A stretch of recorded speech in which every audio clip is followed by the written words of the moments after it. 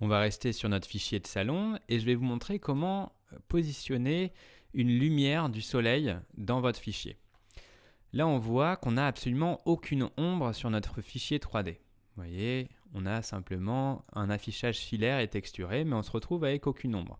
Alors, je ne vais pas vous donner de faux espoirs, SketchUp ne permet pas de mettre plusieurs lumières dans un espace, mais permet quand même de positionner la lumière d'un soleil. Et cet outil est plus pratique que vous ne le croyez. Déjà, il va falloir activer les paramètres d'ombre. Pour activer son affichage, on va aller dans Affichage et Ombre juste ici. Hop, on voit que nos ombres ont bien été projetées. On se retrouve avec un tout petit peu plus de latence puisque SketchUp demande un petit peu plus de calcul avec ses ombres. Mais on a quelque chose de beaucoup plus sympa. On voit quand même mieux les volumes. Et ça, pour la présentation de vos projets, et uniquement pour la présentation, je vous invite à ne jamais travailler avec les ombres activées. Mais en revanche, quand vous sortirez des images pour vos clients, c'est toujours bien de les activer. On se retrouve avec une image qui est quand même bien plus convaincante. Pour pouvoir positionner cette lumière, on va aller dans Fenêtre et Ombre juste ici.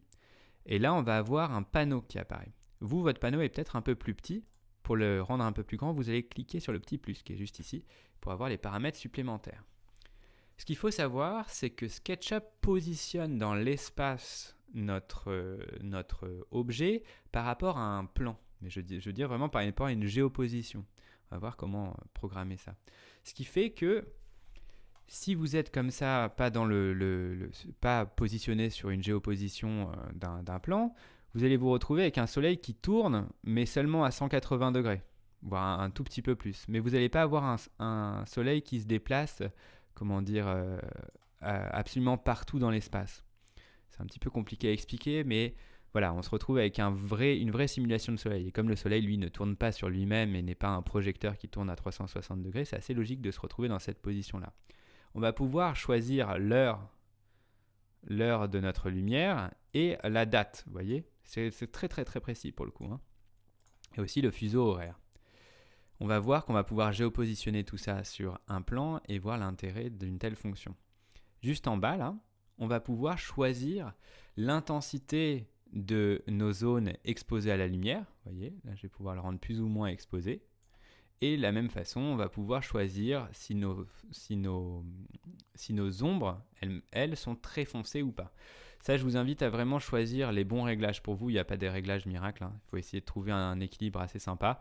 Moi, j'évite d'avoir des ombres trop prononcées. J'essaie d'avoir des ombres qui sont un petit peu grisâtres, mais qui ne sont pas non plus noiraudes, quoi. D'essayer de faire un truc qui rend assez ludique votre image et assez chouette et assez joli. Pour les autres fonctions, on ne va pas le voir. Je vais revenir sur la géoposition et je vais vous montrer l'intérêt. Ce qui se passe, c'est que SketchUp, à la base, appartenait à Google. Donc, on pouvait récupérer les informations du Google Earth. Et maintenant, on a quand même des restes de cette fonction. On va pouvoir positionner notre modèle 3D dans l'espace. Si par exemple, vous travaillez pour un client et vous venez de refaire son appartement, et ben vous allez pouvoir positionner correctement dans l'espace votre modèle 3D et vérifier comment va se comporter la lumière dans cet espace. Moi, je travaillais sur un musée passé un temps et sur une exposition dans un musée et on avait des espèces de stores qui rendaient l'espace plus ou moins orange et il fallait savoir où allait se positionner le soleil par rapport en fait au temps.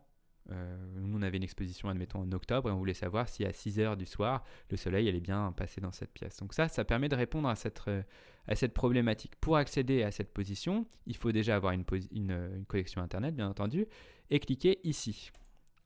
Hop, à ce moment-là on a l'outil de géoposition, position géographique. On va cliquer sur ajouter un emplacement. C'est simplement une espèce de map là, comme Google Maps, et on va lui dire par exemple, on va se rapprocher, voilà, Paris, rue Réaumur, admettons, on va lui dire sélectionner une région, hop, lui il a croppé l'image, et on lui dit importation. Là il importe notre plan, bon, c'est juste une image assez simple, là, on aurait pu même avoir une position différente. Mais là, on se retrouve avec notre plan. Si vous voulez, on va sélectionner tout notre appartement. le positionner par là. On pourrait même lui appliquer une petite rotation. Admettons qu'il soit exposé comme ceci.